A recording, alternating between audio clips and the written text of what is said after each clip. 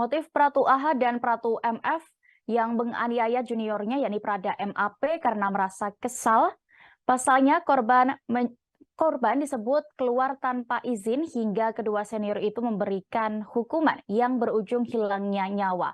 Korban yang bertugas di Yonif 614 Raja Pandita, Malina Utara, Kaltara meninggal dunia setelah dinyatakan gagal pernapasan. Kapendam 6 Mulawarman Kolonel Infanteri Taufik Hanif mengatakan Prada MAP dinyatakan tewas pada Sabtu 5 November sekira pukul 12:25 waktu Indonesia Tengah di RSUD Malinau.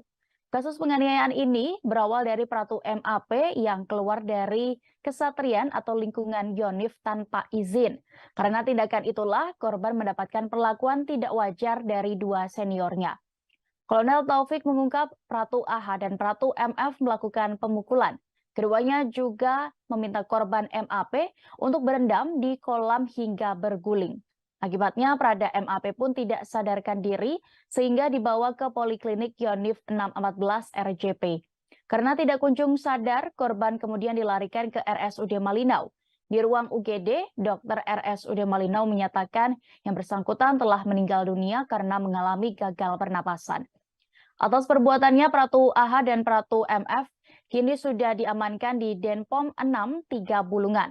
Keduanya diketahui merupakan anggota Kipan E Yonif 614 RJP yang juga merupakan senior korban.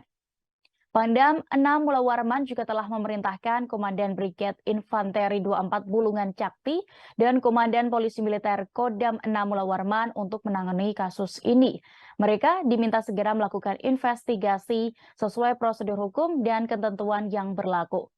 Kini terduga pelaku Pratu AH dan Pratu MF tengah menjalani pemeriksaan. Nantinya nasib kedua prajurit TNI Angkatan Darat itu ada di tangan pengadilan militer. Terima kasih sudah nonton. Jangan lupa like, subscribe, dan share ya.